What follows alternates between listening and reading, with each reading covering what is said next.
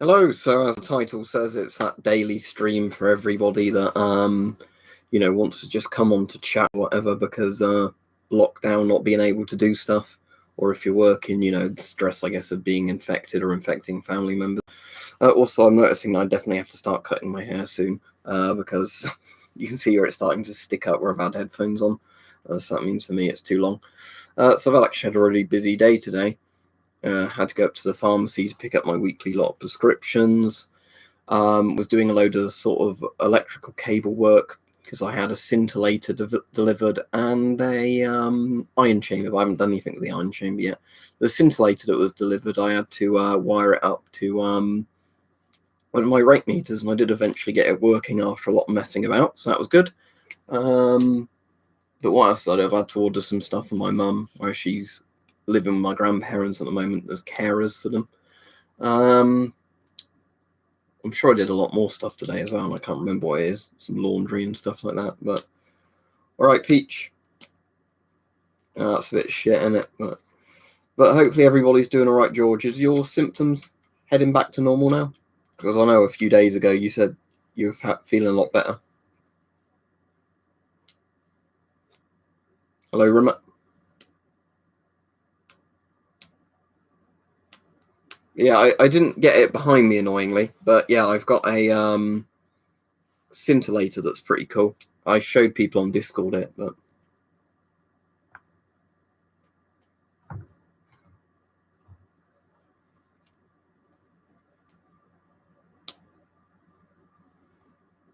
it's completely gone now, is it, George? That's excellent news.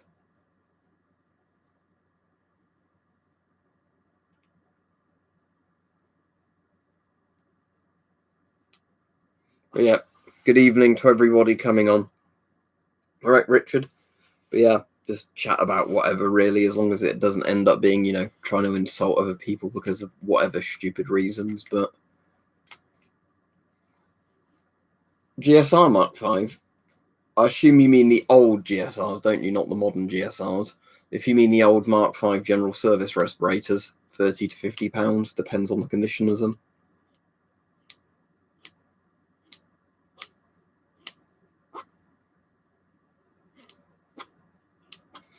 I'll show you a picture on my phone, actually. I don't have it in the room or wired up, but I should have some pictures on here of it. Yeah, it's from a video that's coming up in I think tomorrow. But there you can see a bit the scintillator. Bit close thing. It's an alpha draw with the scintillator, so that's essentially the draw unit. The scintillator sits on top, screwed on, and there's the scintillation probe. Looks like a big dong, but it's a scintillation probe. And I've got it wired up to that rate meter. And if you wanted to hear it ticking,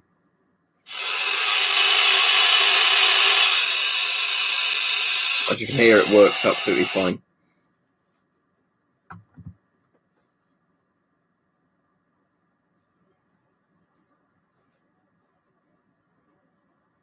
That's good, George. I'm glad. I'm hoping they'll be glad to have you back, I'm sure.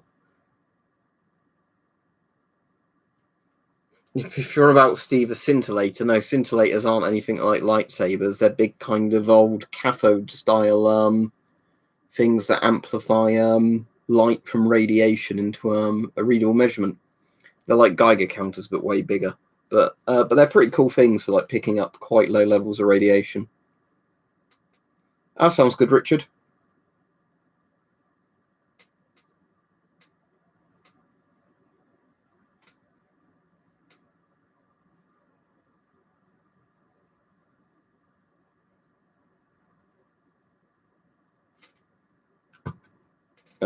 Don't talk about anything illegal. I'll give the person a timeout for now. In case they're just joking about. If they carry on when they get back, they'll be blocked. Don't talk about illegal shit.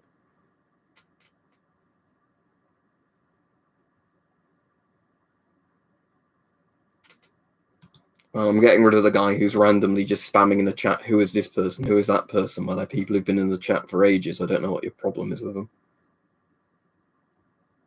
The Shums is my favourite Soviet mask. It's probably not the best one. It's just my personal favourite. But yeah, ideally, I'd like these streams to be good for everybody, not, you know, random people coming on just to insult other people. That seems to be keep happening very recently. I don't know if it's people going crazy from lockdown, where all they can think to do, you know, is come on the stream just to whinge at other people. But certainly Bolding-Towski, because, you know, I said they're way cheaper than proper houses. I've not had any new helmets recently, Stug, just more radiation detecting equipment, really. The things I'm really looking forward to coming is the Swiss Schmitz Rubin rifle. That should come any day now. They've actually dispatched it now, or like processed it, because I finally found like the thing where they were saying we need your ID. So I've never used an MTB, so I can't tell you if they're good or not, but I'd say try and get the real thing, not a company rebranding shit to sell it.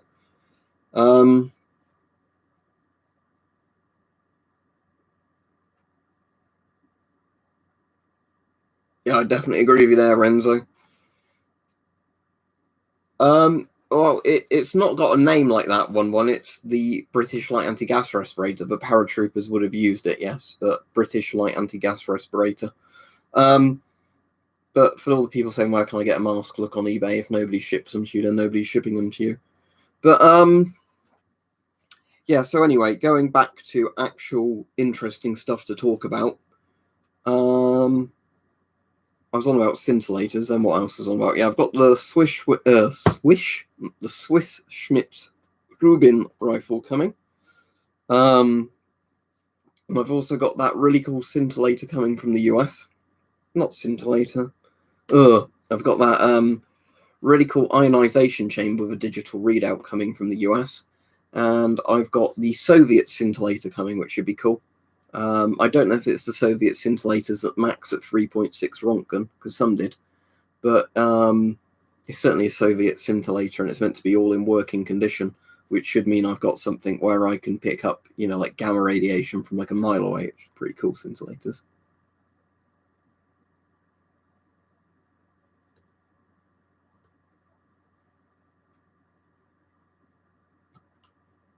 Somebody who hasn't even commented before on the streams is saying I am e-begging. You can fuck off then. Where have I said, please give me money on this stream? But again, it's one of those fucking weirdos that comes on just to whinge at people. It's a shame you can't go to people's channels anymore, because I'd like to see when his channel was created. Let me do that. Let me Google it. His only comment is on one of my videos. I can visit him there. He made a comment on one of my videos a couple of days ago. What was his fucking name? Well, it's something that's not even in English, is it? Oh, he's threatening other people basically on one of my videos. And let's see when his account was made. Joined. Oh, he did join in 2012, so he's had his account for ages, but he's not made any content.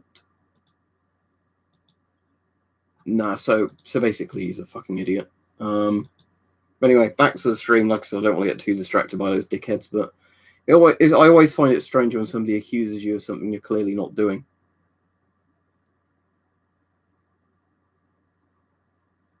What about the Chernobyl disaster, Ivan?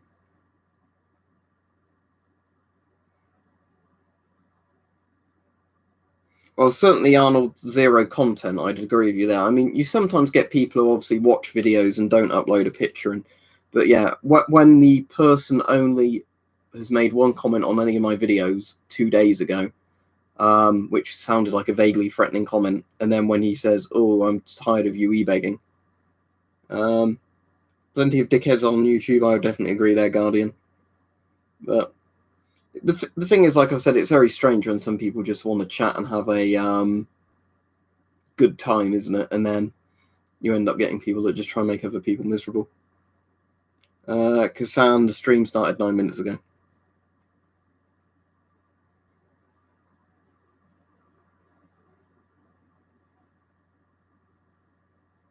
Oh, that's just because they were clean out the wash, so I put them on the other day. I mean, obviously, I've not been wearing them 24/7 since when I put them on, but yeah.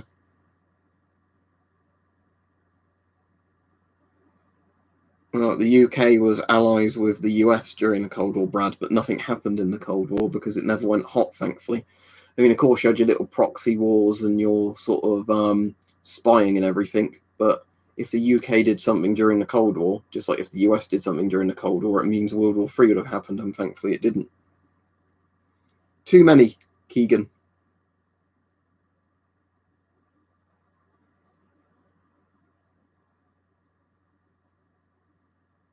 They were on about you, and they were on about Moreau, and they were on about something like that on the news, that they think there's like a load of weird side effects only kids get from it. But yeah, I don't know too much about that, but I know it has been discussed on like the news a bit here.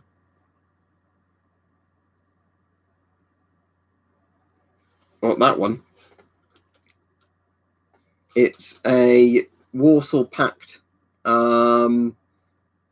thing from a firing range, just saying about wear a gas mask.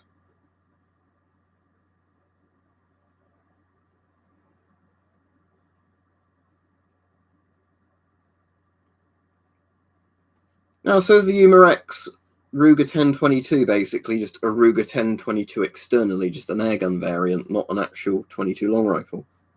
Yeah, Peacemaker air guns are great if you just want to plink in the garden cheaply. Although you have to get a break barrel, you know, if you want to use them cheaply, because if you're buying compressed air for them, then they're not cheap anymore. An antique, Steve. I'm all right, Henry. How are you? I've got the PMK1 and PMK3. I've not got the PMK2 or the PMKS, whatever the other one variant is. If you're interested in what I've got on videos, Ivan, just look on my channel. Well, I think most people want to do that at the moment, Hyde, man.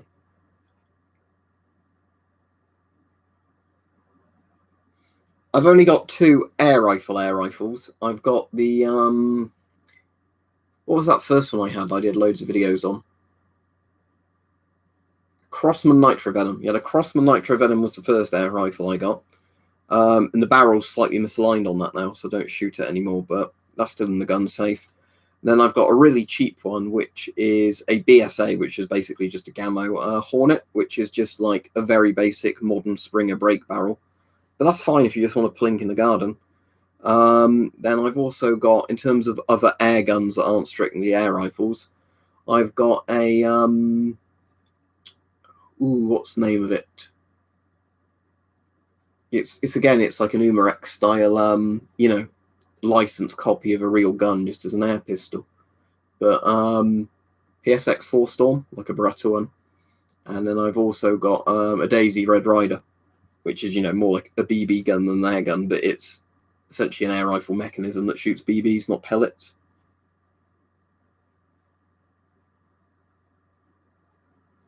My favourite gas mask, Joe, is the Avon CT12. There's one, look.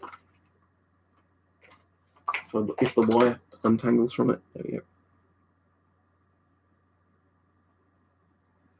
go. Over here, we measure them in foot-pounds, not joules. But the... bloody forgotten the name of it already again. You can tell I'm tired. The Crossman Nitro Venom's like 11 foot-pounds. You can't have more than 12 foot-pounds in the UK unless you have a firearms certificate, because they're classed at that point as rifles, not air rifles. Happy birthday then, VS. No, I don't have the Yugoslavian Geiger counter. I also don't have the Czechoslovakian one from back in the Cold War. But the more you get into Geigers, the more you realise that there are loads and loads of Geigers, loads and loads of iron chambers and everything else. I just generally buy stuff when it's sensibly priced, not just because it's available. Well, if you mean the masks, Keegan, the M50 isn't actually American, it's British. It's just Avon Rubber got the license by the Yanks to build it. But yeah, the M50 is a better mask, but I prefer the C50, although I don't have one, which is just the M50 that takes 40mm filters. The M40 is like a really cool design and everything, but it's not the most practical design. you know, in terms of like dead weight to bits of the mask, you know, like the materials used. I am the type of 2 says, how are you?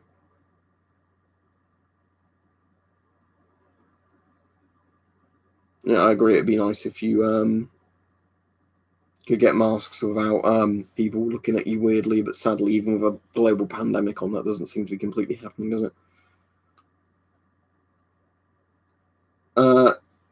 Oliver says, how would you become the gas mask guy on YouTube? I've just made lots of videos on gas masks, so I guess by amount of content and amount of views I might be, but there's other people that do gas mask videos as well. He said, what you got into making content in them? I just find them interesting. Like a lot of old NBC military equipment, it's just interesting. If you don't find them interesting, you know, then I don't know what to say.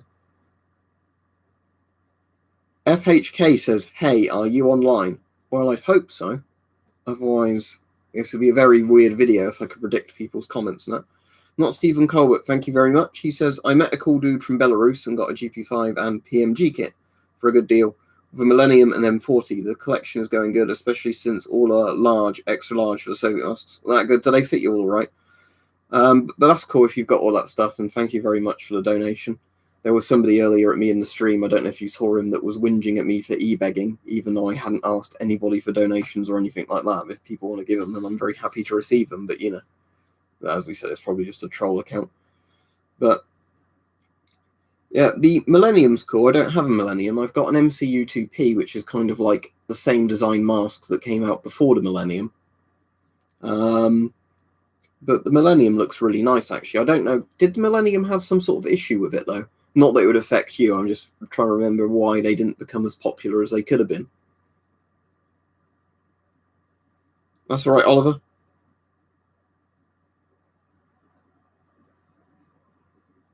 Right. Rajiv is definitely still alive, Henry. He just wasn't on for a while, so that's the good news. He didn't end up getting blocked by mistake by anybody or anything like that. He just wasn't around, and he wasn't ill either. He just got, you know, like distracted doing stuff. Altrix is definitely still around, but maybe he's just not on this evening. All right. See, I am the typer. You stay safe as well and everything. Without using a foam head, Jammy Dodgers, try putting some crushed up newspaper inside it, like I've done with this mask.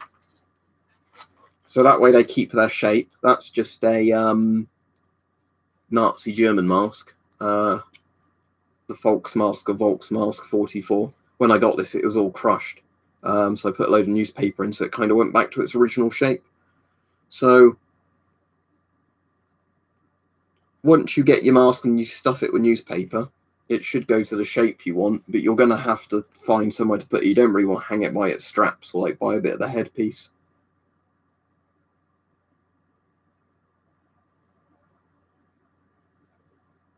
But it's an easy way of doing it. Yeah, the US military uses the M50, as we already said. The M50 was one that's made by Avon, but they bought the rights to, you know, use it, and they also got Avon to set up a factory, didn't they, in the United States for it? So they are technically made in America, even though they're made by Avon Rubber, which is a British company. But Britain was actually too cheap to buy the M50, which is why Britain ended up with the GSR.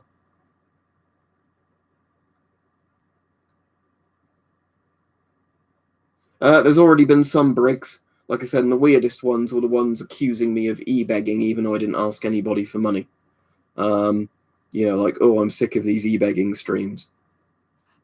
Apparently chatting with people is e-begging, and then if they want to send me money, then as much as it's appreciated, you know. But, you know, that person with no content on their channel knows best, I guess.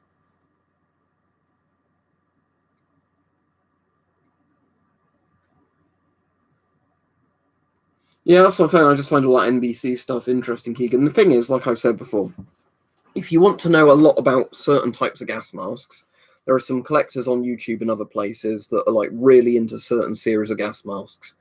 And they could probably tell you every company that ever made certain masks, you know, which factories did which parts, you know, which companies paid what for them in what date, you know, all that sort of stuff. So if you want the really nerdy information, that's good. And then, you know, there's like some channels, like say, with Geiger counters that are really good at doing the history behind them and, you know, production runs of them and all that. But again, it really depends, because it depends what you want. If you just want somebody like me who's a jack of all trades, likes collecting all sorts of CBRN gear, and then I can tell you how good I reckon one is compared to another equivalent unit or equivalent price unit, whether it's different masks or, you know, different Geiger counters, whatever, then you'll probably like my content. Thank you very much, Axton. He said, did you see the people are saying zinc cures coronavirus? Now people are spamming Twitter with bogus medical advice.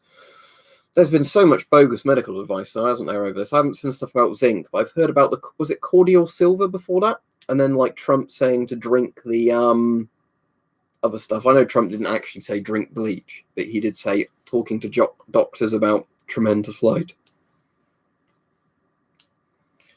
London, I wouldn't say is very nice, Keegan, unfortunately. Some areas of the UK are nice, but I wouldn't say. I think you'd be very disappointed if you go to London.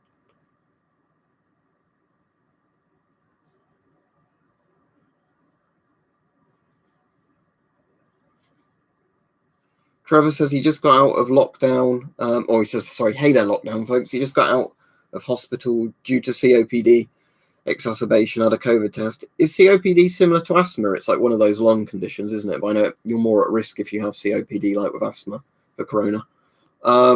He said, real nice if you like your brain being picked at through your nose. Yeah, they shove a thing right to the back of your nose, don't they, for like the swab, and then right to the back of your throat. I don't know which order they do it in, or if it's two different swabs, but you know. Yeah, exactly, Axon. There's a lot of stuff like that where it's helpful, like, you know, vitamin, like all the stuff about vitamin D wasn't it vitamin C and vitamin D? You want to have the right amount of it in your body, just as a general kind of, you know, good for your immune system type thing, or good for your health. But taking high doses of it doesn't magically cure you of a corona or prevent you getting corona. C-Max says, I'm just smoking more. We're all doing vices more, I can tell you that. I'm, as you can see.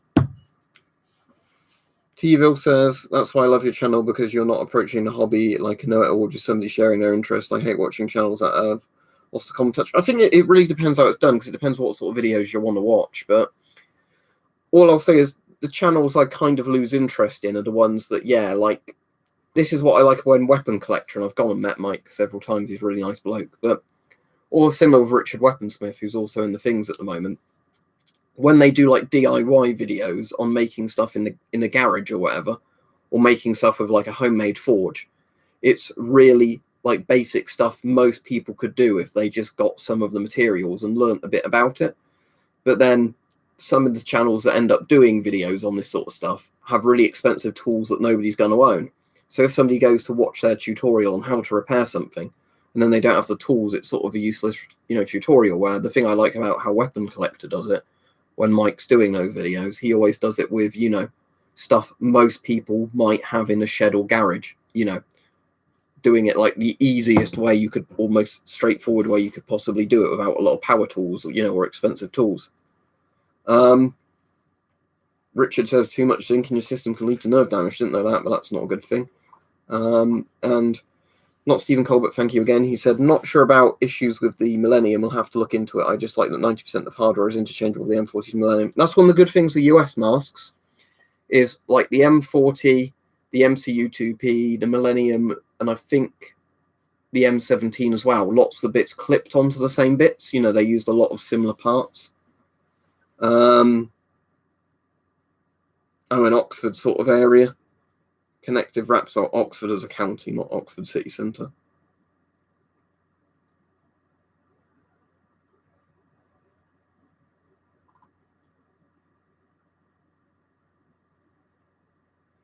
Kills the virus. Very powerful, Henry. He's got a good you-know-what.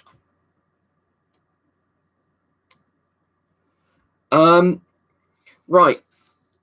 Here's the thing, Ghosty Boy. If you just want one that works, DP5V, because it's more modern, had more modern electronics, everything. In terms of collectible value, I preferred the DP5B in the sense that it's got the nice Bakelite case. But the DP5V is more practical. They both run off the same batteries and everything. But again, it's like with Geiger counters and all that, some of the ones I've got in my collection I like because they're retro and antique. But as I've said to lots of people over and over again, unless you can get some of the old ones really cheap as surplus, you're better off just buying a new kind of good calibrated thing.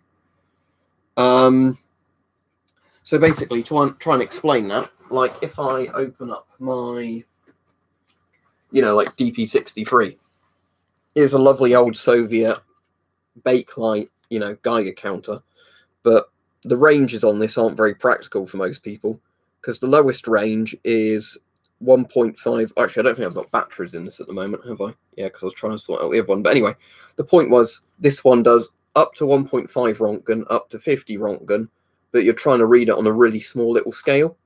These are lovely retro Bakelite units. I love them for like a historical factor, but I wouldn't recommend you get one of these if you wanted a Geiger counter for actual, detection, protection, that sort of thing. But yeah, DP5Vs are the best of the DP5s if you just want a DP5 that's most likely to work and still most likely to have its calibration. Yep, you'll notice this one hasn't got its display in it, although one of them over there has got the display in it. Now, here's an interesting thing. If we get the one that's got the display in it, it's kept the furthest away from where I'm sitting for obvious reasons. Let's see what happens if I put this. Let's see what happens if I put this display up to the webcam. I wonder if you'll start seeing the flashes of light on the webcam. Let's have a go.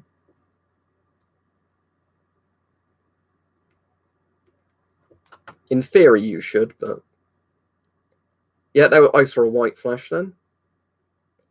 Yeah, any white little flashes you see on the webcam when I'm holding this up, that's gamma rays going into the webcam. Because, yeah, let's put a really highly radioactive piece of radium painted, thing as a back dial. Saying that, I haven't actually tested how bright the radium glows on this one.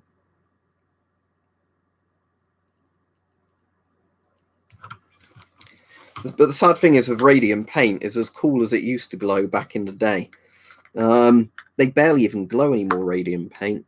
So like this one, it doesn't really glow. Like the second you take your torch off it, it drops back to normal. I used to really like 40k Axton. The issue was it's just the space and money of collecting and painting the figurines. But it's a shame they haven't really brought out many 40k games, at least not ones I've played anymore.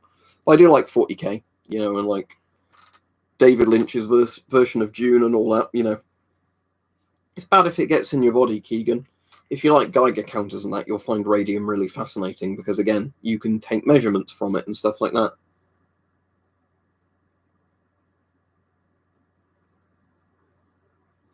What I need to do, Cyanox, probably, at some point, is plug in my old webcam, wherever that is, which is an older one, so probably a worse sensor, and I bet, yeah, that will flash like crazy.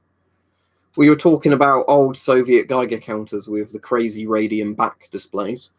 I'm just wondering if I've got any like sensitive Geiger counters in this room just to show you what would happen. Oh, actually, I'll show you what I can show you. You'll find this fascinating. So for the people who are interested in the mobile phone Geigers, these things. I know they're not really Geigers, but anyway, let's do this. So this will be interesting, right? Just from having this sat here, the radiation is going to be higher than it should be. And I'll just put this onto, actually I don't need to, do I? Right, so okay, look, there's that look. Right, I'll just turn the brightness down so you can see the screen. Right, now, let's put this, let's put this there. See what happens.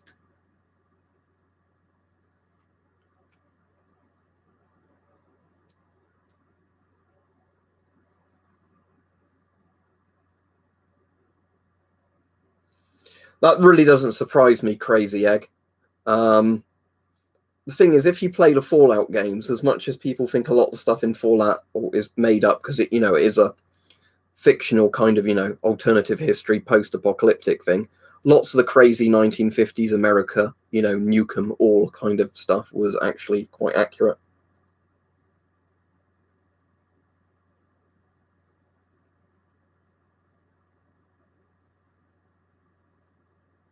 Yeah, see that going up?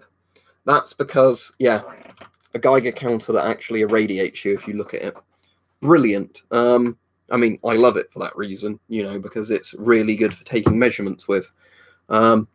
I'm definitely keeping all this one together, because what I really want to see with one of these is what happens when you get that modern digital ionization chamber I've got and put it near one of these. But so somebody was spamming the chat. Thanks for timing him out. When he's untimed out, if he doesn't spam the chat, he's welcome to stay. But obviously, if as soon as his timeout expires, he starts spamming again, there's probably no point keeping him here.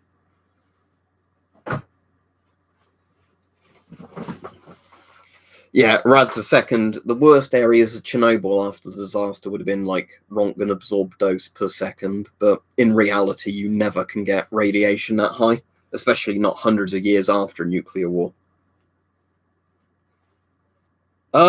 Ghost Boy, I'll show that in a video. I would literally show you how I've done it right now if it wasn't for the fact that my DP5V is in a container down there where I'd have to take all the stuff off top. But yeah. Well, Keegan, the good thing is, with that DP63, the dial is inside it. It wasn't actually touching my hands because all the Bakelite casing and like the glass front screen was in front of it. But yes, if you touch radioactive samples with your hands, wash them very, very, very thoroughly with soap and water to get everything out, because under your nails is where a lot of shit can get stuck. But yeah, what I've essentially done, Ghosty Boy, if you don't want to wait for the video, is the easiest way of doing it is get some blue tack, or, you know, some sort of double-sided sticky stuff, but ideally blue tack. Put the blue tack in the battery slots and push it down. Then put the batteries in, just use AA because they're not too much smaller than the old Soviet ones. The Soviet ones are, if I've got one handy. Yes, I do. Hang on.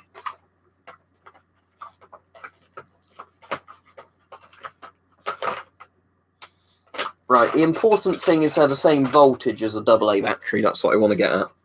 So that's one of the Soviet ones. I've got tape around this one. Oh, it's got hairs on it from the carpet. Anyway, that's the Soviet one. It's still 1.5 volts. It's the weird old obsolete size. There's a AA battery. So they're the same voltage, essentially, but just the Soviet battery's a bit bulkier. But what you can do is put AA's in the compartment, the same polarity as the old Soviet batteries would have gone, and then put a bit of blue tack in so these batteries stick, and then you can just basically bend the prongs or put a little bit of tin foil, like aluminium foil, to space the battery out so it sits neatly into the Soviet sockets. Yeah, that's a good thing, Keegan, to use gloves, but make sure if you are using gloves, you take them off and dispose of them properly or whatever else. Hello, Altrix. Because, again, part of the problem still is a lot of people, if they then use gloves, don't wash their hands thoroughly afterwards. You know, if you're doing all the things, then gloves are great. You know, gloves are better than using your hands, especially if you're like me and get little cuts in your hands, because then, oh, you know, that's a potential source of something getting into your body, isn't it? But, you know, it depends what I'm handling. But as said, I keep a lot of stuff in plastic containers simply so I don't have to handle it after the first time of initially putting it in there.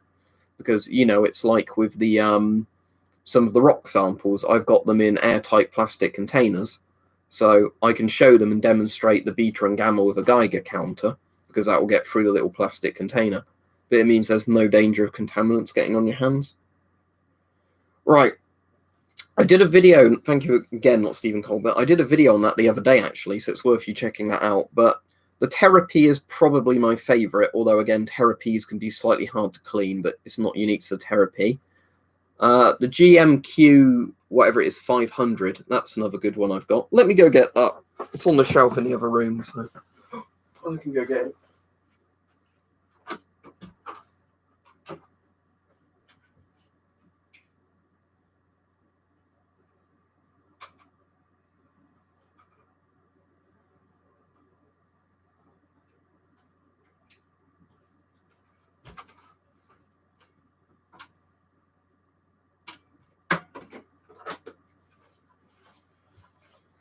Right.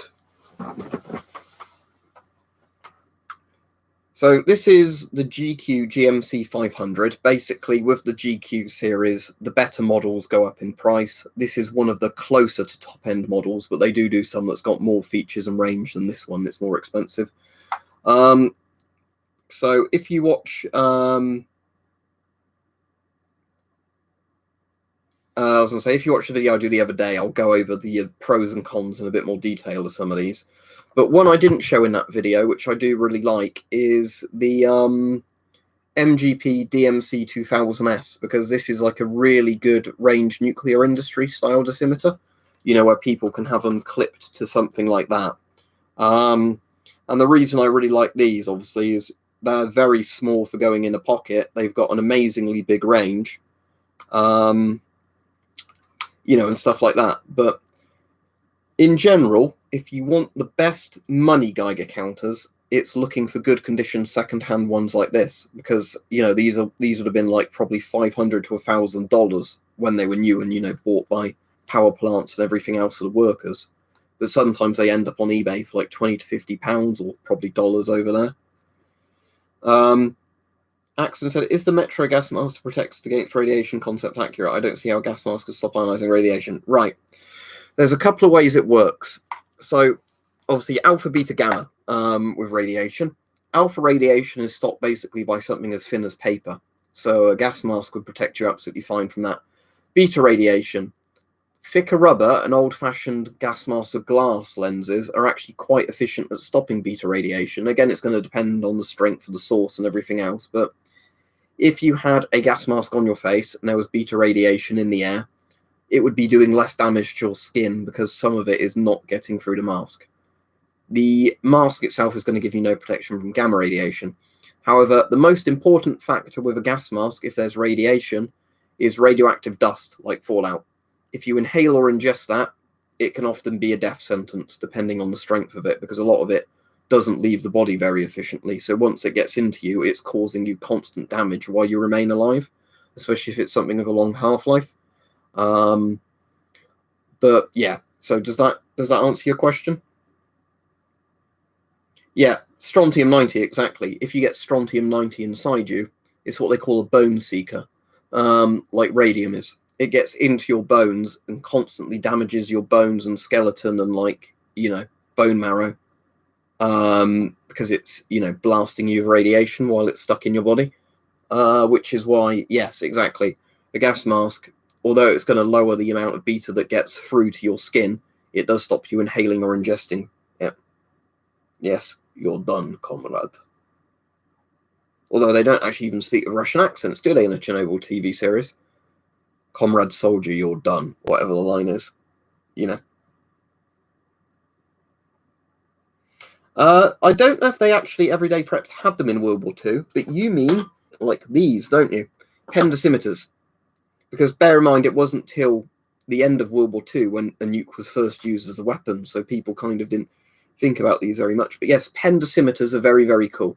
Hold them up to the light, see a dose. Now, as I've said in the videos where I've talked about these, the issue is with pen dosimeters, due to the age and all the other factors with them, these sometimes can be very unreliable at detecting radiation.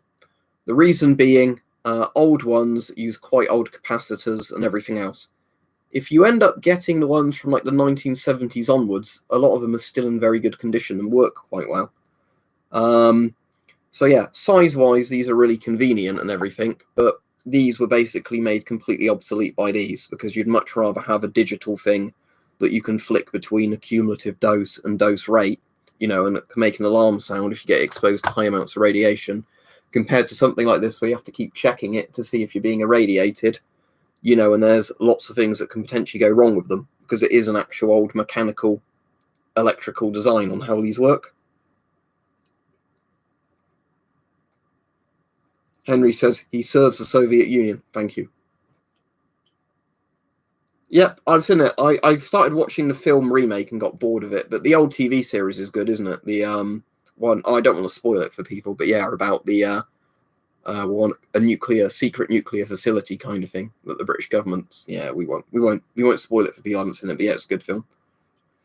Not Stephen Colbert says, thanks, I live near Oak Ridge, so I figured it would be a good thing to look into.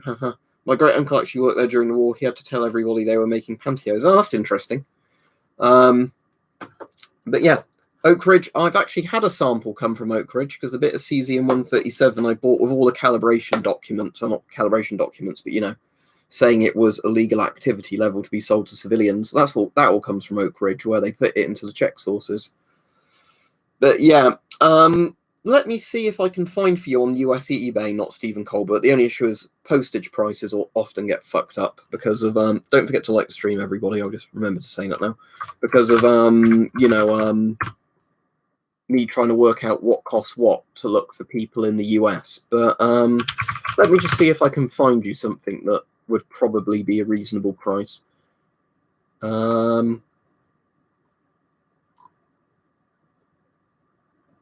Again, Therapies, they're about $200, it seems, at the moment, looking on US eBay. A SOEX narrow little one, but I don't know what that overloads at, is about $95. I'm just seeing if there's any particularly good looking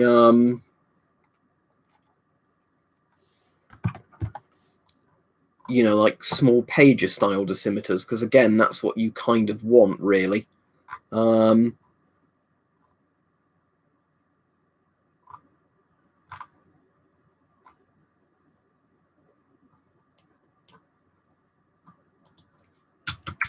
You want like one that just sits in a pocket, you know, or sits on your shirt without taking up loads and loads of room.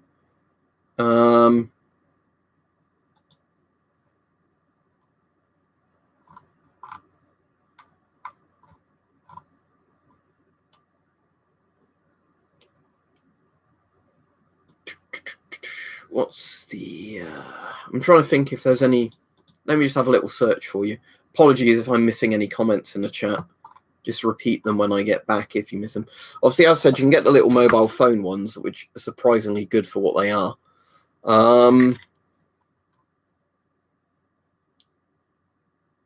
Right. There's a thing called the Canberra Mini Rad that looks all right, or MRAD. Let me see if I can find a load of those for sale at different prices.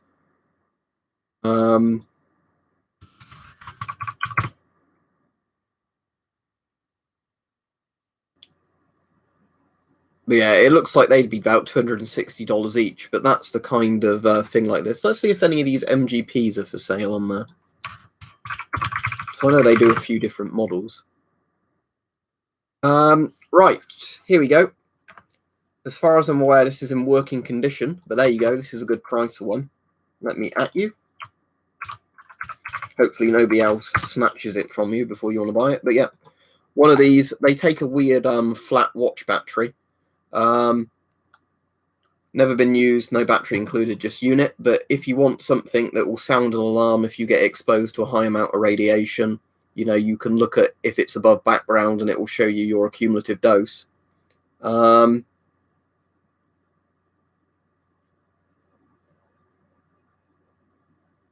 yeah, I'd certainly say they would be worth, if I don't know what the postage will cost you, but if that's $65, you know, plus not much postage, that isn't too much for one of these, because again, they actually have a bigger range than the Therapy uses.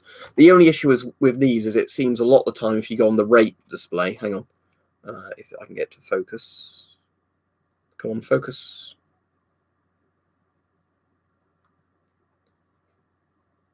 Right, I don't know if that's going to focus, but unfortunately, the only thing with this one, I don't know if it's the same with all of them, the rate is 0.00 millisieverts an hour as the lowest rate. So it means you have to have 10 microsieverts or above to actually register on the rate display.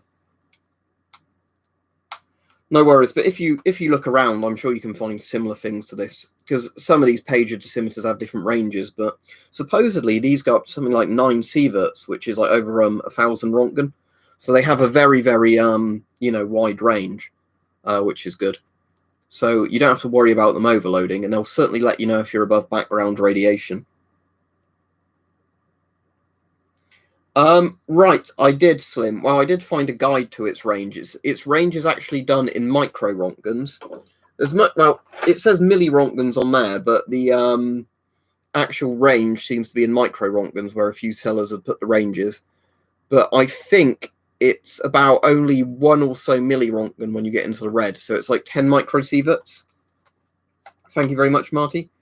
He said, I served just short of 20 years in the British Army, and honestly speaking, I would have had you in the troop and on my crew all day long anytime. Hats off to you, young man, genuinely. Oh, thank you very much. I appreciate that. But yeah, I said, as much as at one point I was interested in sort of that, because of a lot of my family did serve in various things, medically unfit because asthma and whatever else. But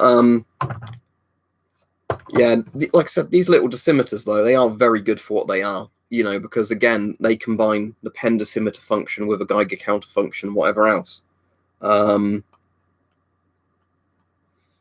Very much may have done, Alex. Hard to say, because, it's one of those things where it would depend on the circumstances at the time. But if I had the option to have done it, I very much probably would have done, or, would have very much considered it.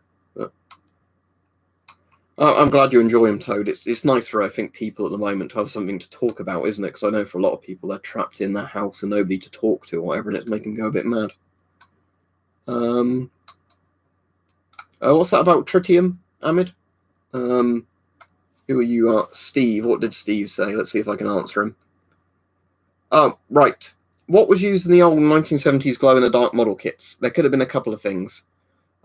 Now, bear in mind, there are non-radioactive glow-in-the-dark things, like modern watch things aren't radioactive. But the two most popular glow-in-the-dark radioactive things used to be radium, which caused all sorts of health problems for the people painting it. And radium doesn't glow after a while because the radium eats into like the zinc it's painted with. But tritium is the one that's used a lot still. Like tritium is used on gun sights, tritium's used in compasses. I've got some tritium, I'll show it you. Tritium is a lot safer because it's a very weak beta emitter. But because it's so weak, the beta doesn't actually escape the glass it's in. I'm pretty sure I did, George, because I'm sure somebody recommended it to me ages ago before and I watched it. But yeah, you don't really know what's going to be there, do you? Because of, again, Chernobyl River and, Pripyat River Basin and all that sort of stuff and all the marshes around there. You think what could have happened due to radiation? I don't mean superhero mutations, obviously, but again, how would, due to industrial chemical runoff and, all the radiation there, honestly affect the genetics? But, yeah, so tritium. I've got a little bit of tritium in here. Let's flick the light off and I can make it glow for you. So this is tritium. I've got a little bit of uranium glass here, and there's a little bit of tritium. So looking in this, the tiny little thing in the corner there, see there? That's the tritium, if the camera will focus. That bit's the tritium, because tritium's actually a gas, so it has to be inside a glass vial. Otherwise it would, just evaporate and then it's gone. Let me flick that light off as well.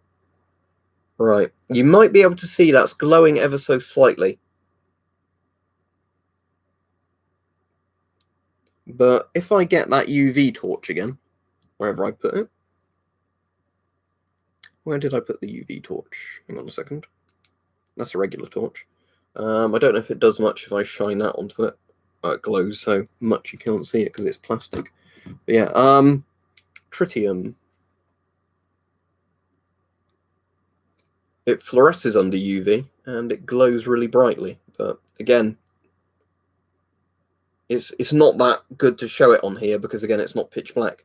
Let me just flick off a second the TV. I won't be able to see what the it looks like on camera there, but if it looks all right on camera, because it certainly looks a lot better to my eye now. There's no bright screen on. But yeah, tritium's what they used to use on a lot of things. But if it was as paint, I don't think it could have been tritium. Yeah, if it was paint, it wouldn't have been tritium actually, because you can't have tritium as paint. It's actually always in a little like plastic or bit of plastic or glass because it's a gas. There's another one as well that isn't tritium that they use that replaced radium. But again, there's still like health questions over whether it was a good thing, so it could have been that. It was something like ridium, like it had that in the word, but I don't have any in any of my samples. So yeah, tritium glows really brightly. Tritium's a lovely thing, but I think even now they're on about, oh, is it safe to use tritium? Even though we know it is safe because it only gives off beta radiation at such low energy it can barely escape the glass it's in. Like that bit of tritium, if I put all my Geiger counters on it, they measure slightly higher than background, but that's it. Iridium. It could be iridium, Chris, if its full name is iridium. Let's have a look. It's just, it almost sounds too cliche, doesn't it, iridium? Like it's irradiated and the ium they put in all the thing.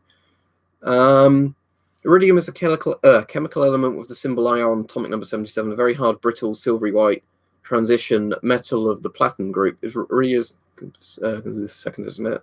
Does it say, let's just Google glow in the dark paint. I want to see if there's a history page of it that, you know, doesn't have, let me put radioactive, because it all used to come up with radium. Right, luminous paint, here we go. And again, I'm not interested in radium because we know all about radium. Promethium, this is it. Promethium, in the second half of the 20th century, radium was progressively replaced with promethium-147. Promethium is only a relatively low-energy beta emitter, which, unlike alpha emitters, does not degrade the phospholattice, and the luminosity of the material does not degrade so fast. And that's the problem with radium paint, as well as all the health problems. That's why it doesn't glow anymore. Promethium-based paints are significantly safer than radium. The half-life of PM, however, is only 2.62 years, so it is therefore not too suitable for long-life applications. Promethium-based paint was used to illuminate Apollo lunar module electrical switch tips and painted on control panels of the lunar rover. Lunar roving vehicle. And then it also has about tritium on there. Now, because you can't have tritium as a paint, as far as I'm aware, but could have been promethium if it was an actual radioactive thing. But as I said, there's loads of non-radioactive glow-in-the-dark materials as well. It's just the radioactive one's glue brighter. But, you know, like the lessons learned from radium, wasn't a good idea.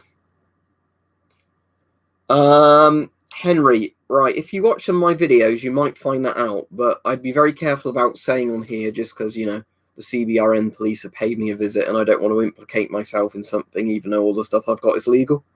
So I don't want to say something, make it sound really scary and interesting, and then it worry people.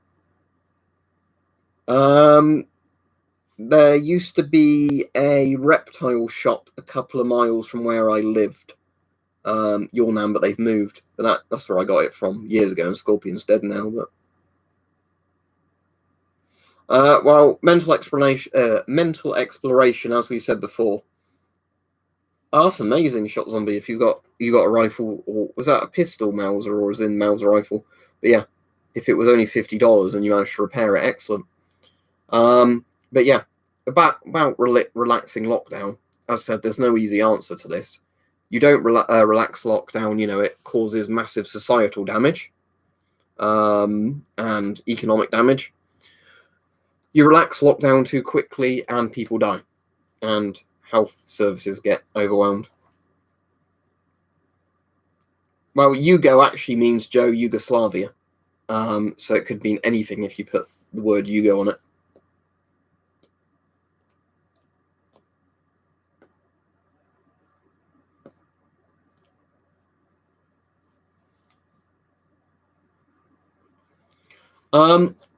Radium originally, Kirk, because as I said when I was showing that Soviet Geiger counter, the Soviets used to use a lot of radium. Let me show you again, if you missed it. And I'll show you the measurement. The Geiger counter on my desk is already going crazy now from this. Let me put the speaker on for this, because this is where it might interest you. So, speaker. Oh, there we go. So yeah, this is what the Soviets used to paint on stuff. Ready?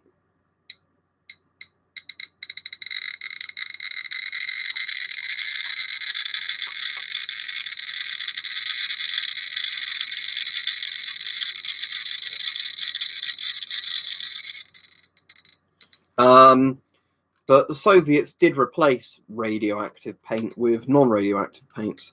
So you could have something that doesn't have a radioactive paint on it.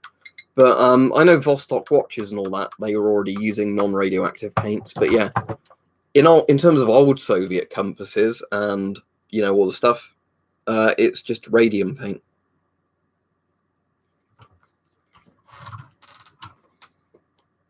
Listen to what that sounds like, Axton, if it's not in the case. The radium dials in these DP63s, also, do you wonder why it's got a metal plate there that happens to go over the bit there. But yeah. These radium dials, when they're not inside these Geiger counters, and if you just put it on, like, you know, a table, they can actually cause a lot of Geiger counters to simply jam out due to the amount of decays coming off of these. Steve, as said, what I've done is the ones where it's as separate things, they're locked in the gun safe behind lead sheeting.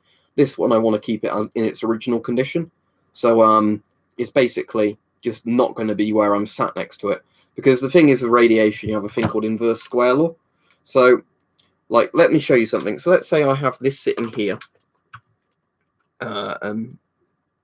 So as you can see, the counts are going up a lot, aren't they? Because, you know,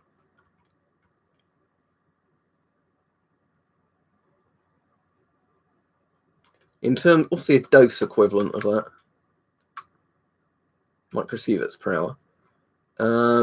So yeah, as you can see, the dose equivalent coming off of that's like 25 microsieverts. What is shot zombie? Radium gives off alpha, beta, and gamma during its decay chain. The alpha is very dangerous if it gets inside you, but again, yeah, it's not too bad if it's in a case. The only issue is radon that leaks out from these if they're not sealed properly. Yeah, let's say I put this all the way over here again, like I've done before. And what you will notice is already, you know, it's back to background radiation.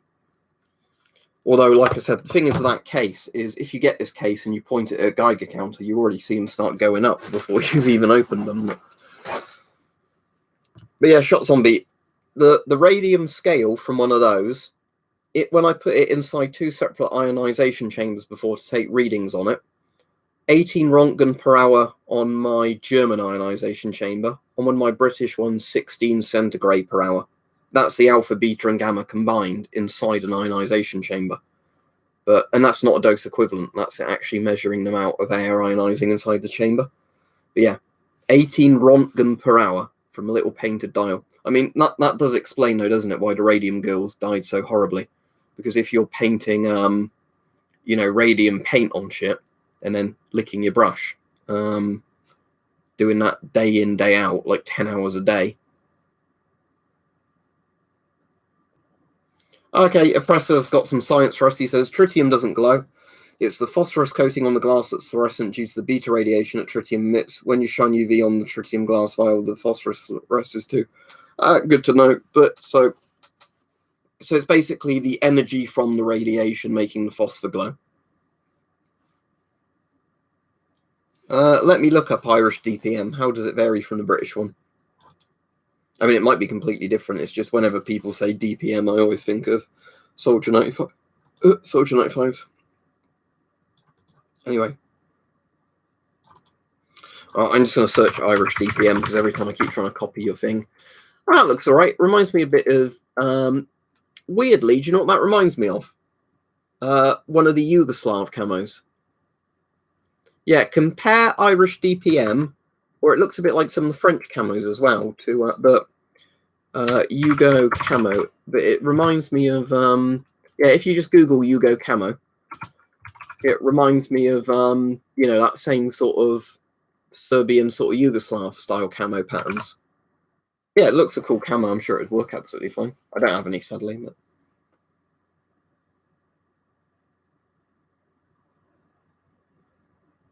Phil says, get a high-range gamma spectrometer with a... And these, I'm missing the rest of it. But I did have a scintillator come today.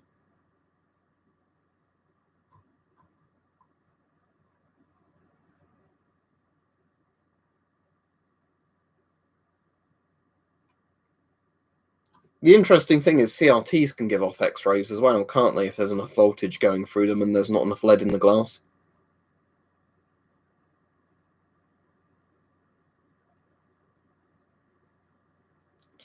Guardian TV says, after years of searching on and off for a song, I finally found it. It was called Pompeii and was recorded in 1969. Don't feel any better for some reason. Oh, so you had something on your mind for ages. You found the answer and you still didn't feel satisfaction. That's annoying. I'm going to Google this. Pompeii 1969, just so I know what. Right, I'll have a look after the video at what the song is, just in case it's one I've heard before and think, what's that song?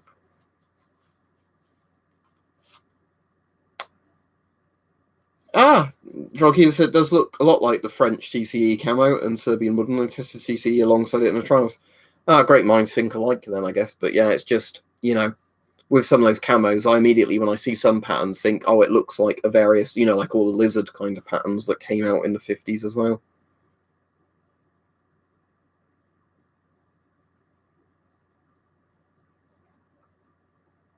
How do they even overvolt old CRTs?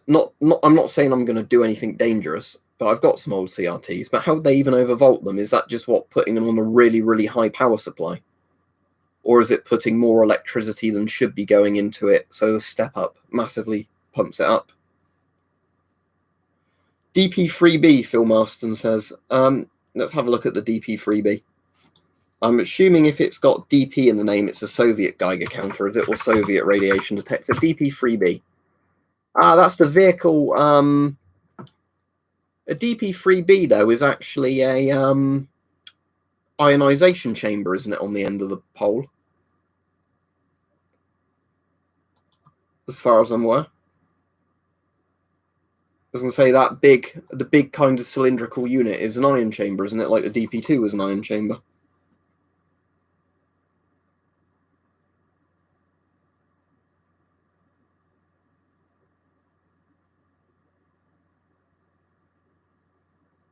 Oh, George, this is very interesting what George said. He said, one fire I had to respond to was at a gas plant, and I wouldn't think there would be any radiation, but we had gone into the basement and picked up 50 millisieverts. I reported it, and we left the basement quickly. Good thing he had radiation detectors. On Christ, I would not want to be around 50 millisieverts. The people wanting 50 millisieverts in old numbers, 10 millisieverts in a centigrade or centisievert. So that would be 5 centigrade. That's over 5 Rontgen. But yeah, that's a scary number for just randomly walking into it.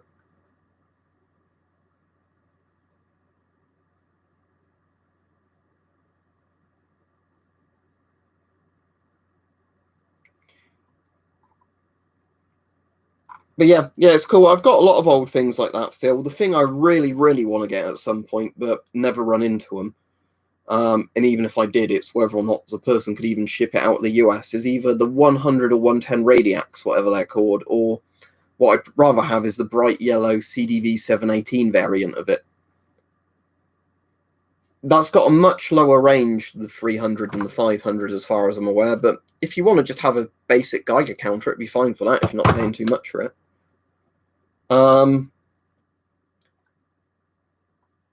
But yeah, I've got a scintillator. Tomorrow's video's on it, although I didn't get it running when I did the video, but that's an alpha scintillator. And I've got an old Soviet gamma scintillator coming in the post. I'm trying to remember the name of it now. But it's one where, like, the wand with the big pole, like, probe on it is, like, way, way bigger than the actual device, which I always find quite funny.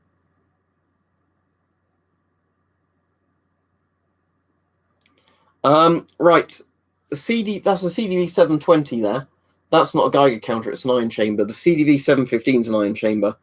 But which one do you want to know about everyday preps? The CDV 700, which is the Geiger counter, or the CDV 715 or 720, which are the ion chambers?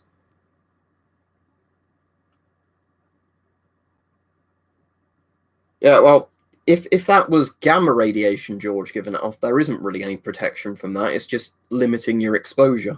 But yeah, wonder what caused that then. Don't know if it's either stuff that shouldn't be down there that was, or maybe a load of old radium paint or something. You never know. But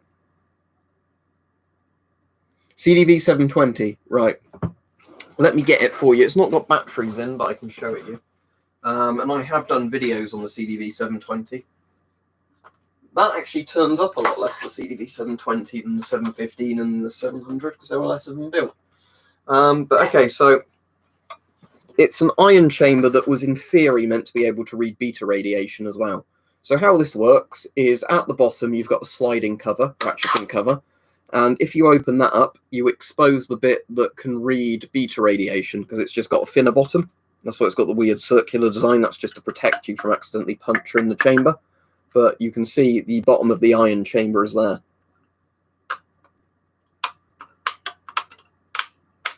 CDV 700s go from millirontgens up to 50 millirontgen per hour. 50 millirontgen per hour isn't all that good a range. It's like 500 microsieverts, but it's still good for just background radiation and like radium dials. It would be fine. But yeah, I'll show you the inside. But yeah, disadvantages of the 720, as much as it's got the cooler bottom bit, compared to the 715, is it only goes to ×1. It doesn't go to ×0.1. So yeah, that's the disadvantage of this one, is that in theory, why it should detect a wider range of radiation, it can only, you have to basically be almost getting a Rontgen per hour more of gamma radiation or very strong beta radiation to actually register on this. Anyway, I'll show you the inside of it. So there you go. Inside it looks a lot like a 715, a bit different. The main looking different bit is the calibration controls, because there's only 3 of them, not 4. And for some reason this one, I don't know about all the others, takes 2 D-cell batteries, whereas the 715s always seem to take 1. But other than that, they're pretty damn similar. But as I said, in theory, this has a better ion chamber. But the issue with them is that, again, I don't know how sensitive it is to beta radiation, because when I've tried it on a lot of beta sources that would register, quite easily on a lot of other detectors I've got, these didn't pick them up very well, which is probably one of the reasons they discontinued the 720s quite early on. When was this one last calibrated then? June 1968, 1970, 1970, 1973, 1972. So yeah, 1973 was probably the last time this one was calibrated, if it focuses. See you, Peach, if you're off.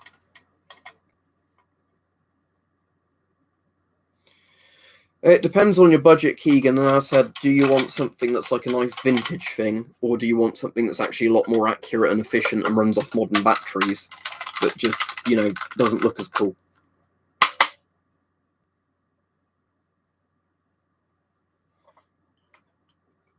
Singh says COVID-19 has same RNA strands as HIV identified. Could this mean there is no cure? I really don't know. Like, I wouldn't want to speculate too much about all this HIV stuff to do with it, because apparently some of the stuff is fake, and then other stuff isn't what people think it is. I really don't know, in all honesty. I mean, we want to hope there's a cure, because we want things to go back to normal, but how do we know,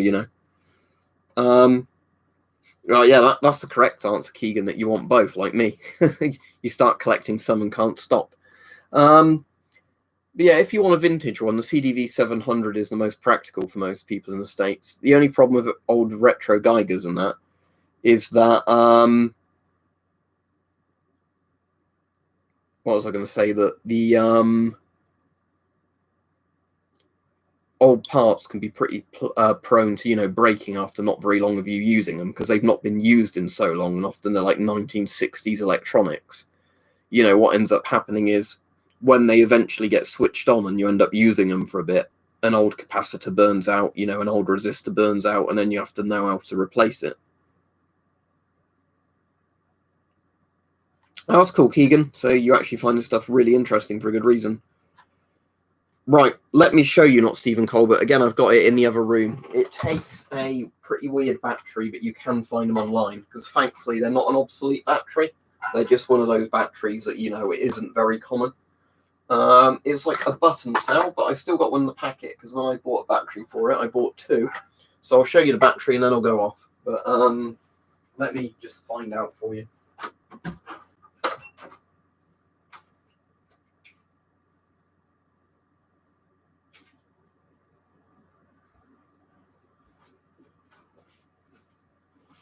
Right, so the battery it takes is this one, a CR2450N, and apparently it has to have the N at the end, because I think the voltages are different on the normal ones. I think this is the higher voltage one. But yeah, CR2450N, which is apparently a lithium 3 volt. I do not know personally how it varies from the standard CR2450s, but apparently, according to the seller of the dosimeter I bought, it has to be the N-type battery, or they won't work. No, I haven't, Corey, but that sounds interesting. I know they released some a while ago, didn't they? No problem, Steve. Thanks for all the donations. But I know they did release a load of things recently about like the UFOs seen by the Navy pilots, didn't they? Which is really interesting. But I didn't know if they'd released some more videos since then. But well, if you're on about that is a sword. That's like a modern katana, built to old standards, but it's not an old katana. It's a new one. Inside it's sheath, whatever the Japanese name is for the katana scabbard, because I know with the katana, like lots of people go, oh, you have to use the authentic katana words, like how it's a suba and all that, rather than the handguard. But I just use regular sword terms, I understand.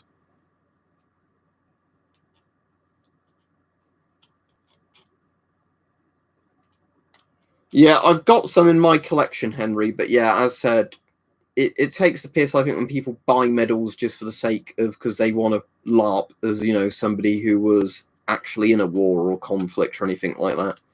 But I've got it because I like collecting lots of the historical stuff from that period. But yeah, like Phil says, they were mass produced because they didn't know how many they were going to hand out. Right, I don't know about modern SOX ones, and I am going to go off, Kirk, but let me answer you and then I'll go off. Right, so the last thing I'm going to answer is Kirk's question. I've got an old SOX 01M from ages ago. I liked it a lot when I first had it, because that was before I got into a lot of other Geiger counters and dosimeters and all that. The old SOX 01M I had didn't have a brilliant range on it. It was meant to be able to do up to 1 millisievert. Registers in microsievert, shows up. It was meant to go up to 1 millisievert. However, whenever I tried to use it on sources that should give a millisievert or more, it would never accurately report that. It would report maybe a max of 400 or 500 microsieverts. So here's the answer.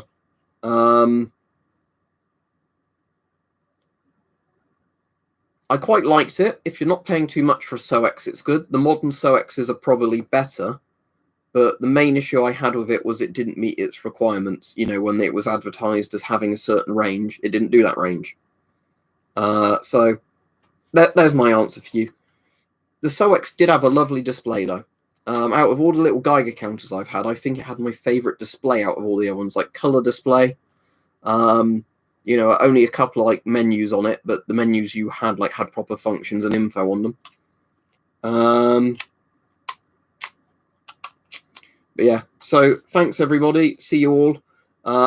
But yeah, hopefully that's explained the answers on the SOX. At some point, I might get a modern SOX one just so I can see how they've improved over the years. Yeah, and I miss blades and bows, Sing, I really do. But yeah, see you all. Have a good evening, everybody.